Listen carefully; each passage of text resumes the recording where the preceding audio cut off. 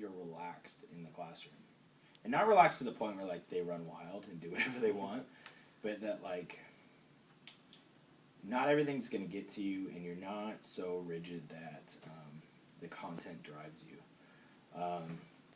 If you have the ability to answer questions on the fly, to change direction of a lesson based on students' interests, I think that that captures something.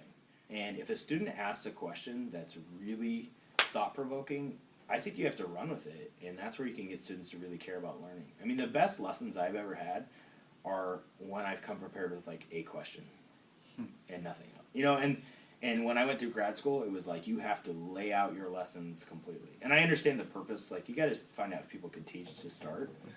But if we're teaching like content all the time, we're not getting students to think. And so I think being able to be flexible. I have one example that it's not like a teaching method that is my favorite example though. So I had a kid who I knew was really good at social studies. He was smart, and he was a C+ student first semester, and it was all because of lack of motivation and effort.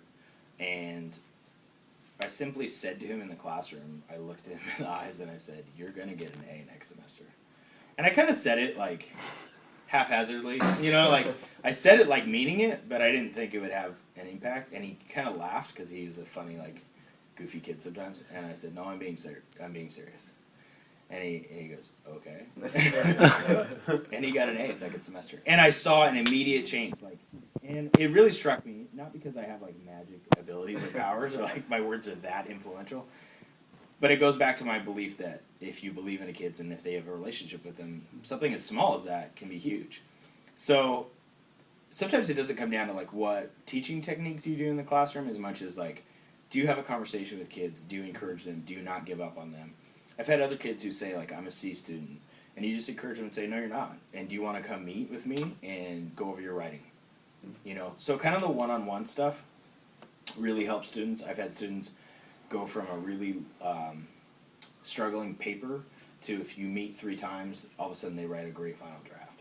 And so those are the type of things that really end up having the most impact. I've had great lessons in the classroom where it's about thought-provoking questions, but that's not really the stuff that turns a student around in the classroom, to be honest. I don't think when you're in a class of, for us, it's 2 teachers and 46 kids, you're going to motivate a kid to all of a sudden do well through what you do in that classroom. It's really going to be when you have a student one-on-one, when you give a chance to do extra review sessions, writing help especially. We have a great learning resource center here, so the ability to, if a kid is struggling, maybe they're dyslexic and they can go get tested, and then they find out they can get some accommodations to help them with that. So I know it's kind of like, it'd be nice if we could say like, do this in the classroom and it'll work, but really it's like, are you willing to meet with kids, encourage them, not give up on them, and let them believe in themselves as much as possible.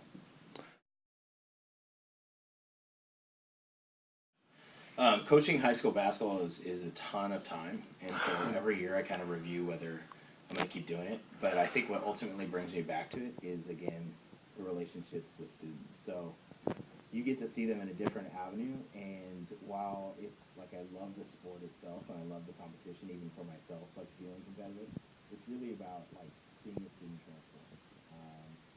And there's lots of ways we can do it. So sometimes kids don't use their voice very well on the basketball court. They don't talk to their teammates. They don't verbalize something on defensively, like I have ball or something like that.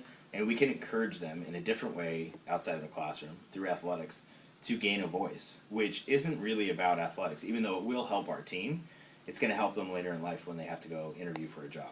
It's going to help them if they have a job in which they have to speak in front of people.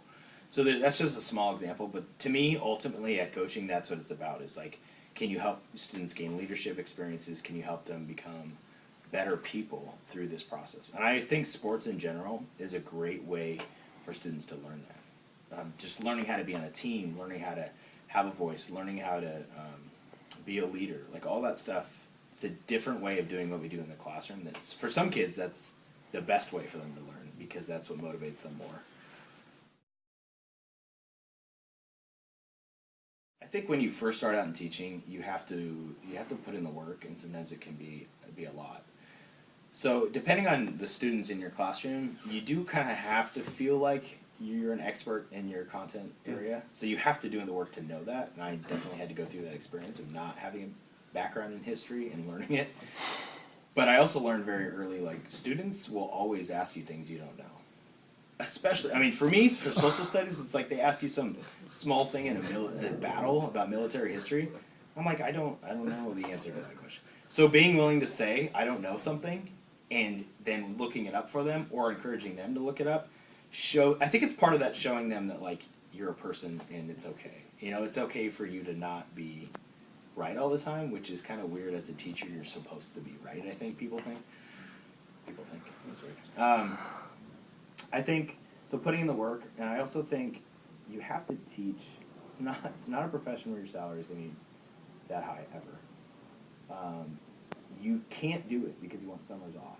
Like that theory that people want. I mean, it's not, first of all, it's not true. You're often working during the summer. You're exhausted. So you have to teach because you love it. You have to. So I would tell a new teacher, like, you better be doing this because you absolutely know you want to do it. And for me, I worked in nonprofits and I thought there were jobs I loved, but teaching, I tell my classes this and it sounds corny, but it's true. I've never woken up and not wanted to come to work. And how many people can say that in the United States of America, you know, or the world?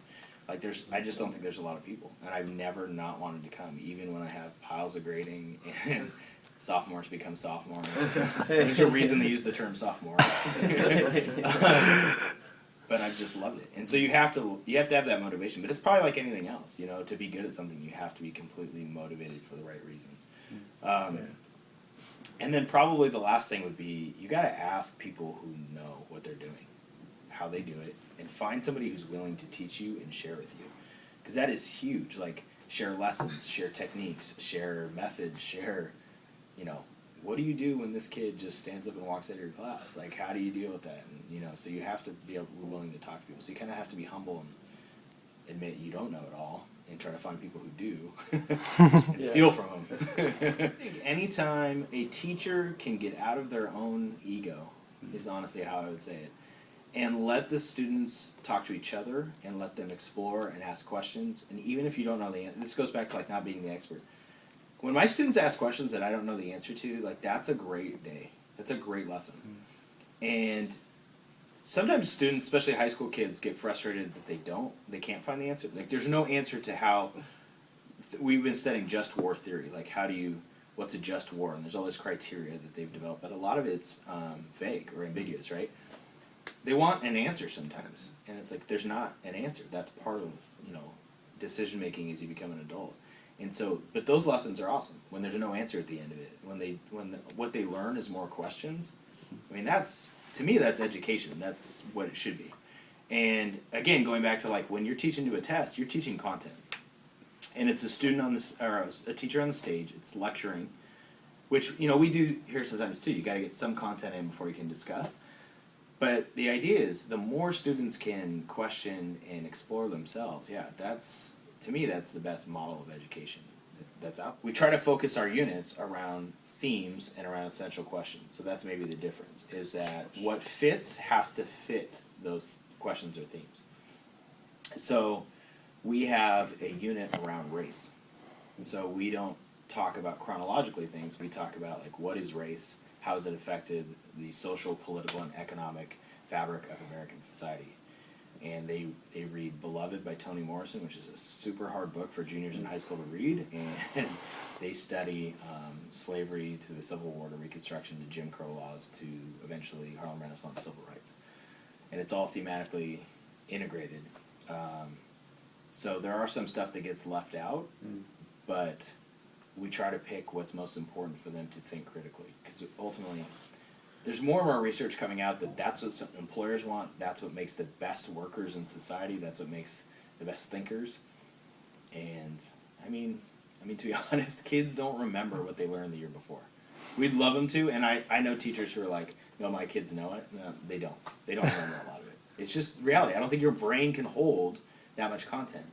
But if you practice thinking about things critically, that's a skill you will develop, and then you can talk about any content.